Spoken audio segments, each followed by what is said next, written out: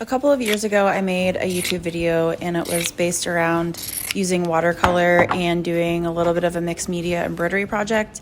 And a lot of you really liked it, and I wanted to make an updated video with a little bit more tips and tricks in order to do it, because I didn't go over a ton in that video and I still get comments to this day asking specific questions. So here's an updated video of some of the things I've learned over the years. For this project, I use Winsor & Newton's Pocket Palette. You can use pretty much any watercolor you want. And I also am using some Kona cotton fabric. This fabric is just a tightly woven quilting type fabric. Like linen, canvas, or cotton would be the best to use for a watercolor piece. I did want to note that I am not traditionally trained in watercolor. I have pretty limited experience with it. I know some of the basics, but I did want to share this video because it is a little bit different to do it on fabric versus on paper. And there's just a few things that I personally have done and learned that have helped me to make it to where it looks a little bit better. So here are some of my tips and techniques that I like to use. For the embroidery project I just used a round brush and I dampened it first. But the biggest thing that I have learned with using fabric is that it's way more absorbent than paper is. So you have to be really careful with how much water you are using in your watercolors. You obviously have to activate the watercolor if it is a palette. And if it's straight watercolor, I wouldn't dilute it too much if it's actually like a liquid form, because it will bleed really, really easily on fabric.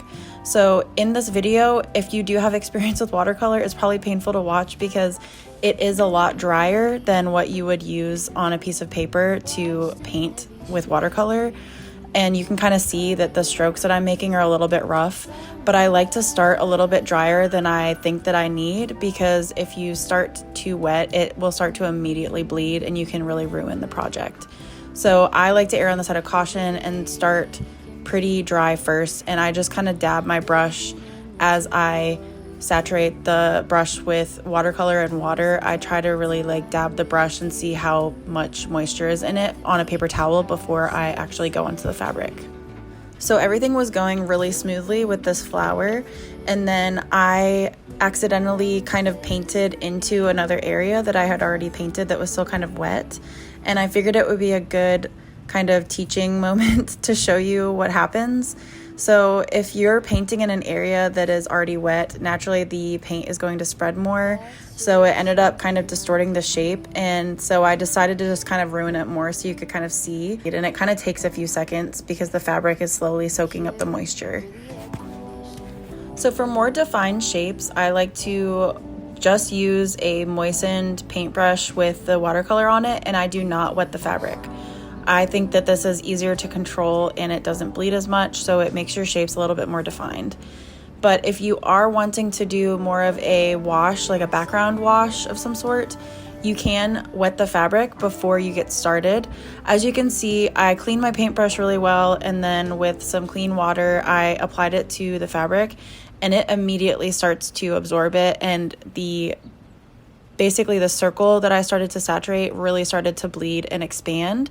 So I like to wait a few seconds to just kind of see how large of an area it's going to be. That way you're not making a mistake and it ends up being too large of an area before you apply the paint, because you can obviously just let that dry if you feel like it's too much and it's bleeding a lot. So once you saturate the area and you wet it, you can take your paintbrush then, and I like to start from the center and just kind of in a circular motion start to kind of spread the paint around. So I kept this project really simple, and I didn't really blend any colors together. I basically just did some shapes that were similar to flowers and leaves, and I freehanded everything because I find that it's easier and it's less of a worry to do it this way, especially because I wanted this to be a little bit more abstract. I didn't have anything really planned. I just kind of wanted to have fun with it. But if you are worried about not getting the shapes right or the painting right, what you can do is either use a very, very light pencil mark. You don't want to do it too much because it can be hard to remove out of fabric. I would say that water-soluble marker is probably a no-go because sometimes it doesn't always wash out even when you do put water on top of it. So I wouldn't do that. And I also would probably steer away from a heat erasable pen just because I don't know how all watercolor is going to react to heat when you would iron it. So I would say doing that would probably work, like the pencil idea. Or if you want to place your embroidery on a sunny window or on a light box and have your design behind it just to use as reference for certain areas, I think that would work too, and that way you don't have to worry about marking the fabric at all.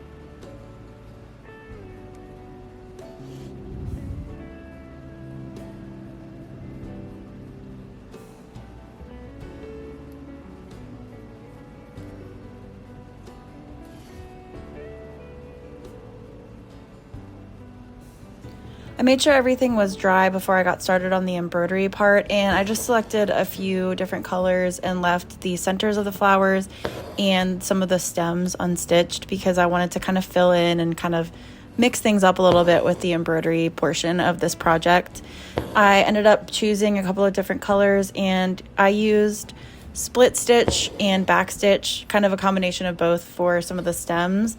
And then I added little French knots in the center of each of the flowers with a couple of different shades of yellow. And yeah, I just kind of, again, didn't mark anything before I did it and winged it as I went. If anybody has any sort of recommendations or tips, I would love for you to share them in the comments. Like I said, I am not a professional at watercolor, and so I'm still kind of learning things, but I just wanted to share some of the things that have helped me and worked for me so far in hopes that maybe this will help you or inspire you to try it as well. So I really hope that this video was helpful for you, and please like and subscribe if you liked it, and I'll see you in the next video. Thanks. Bye.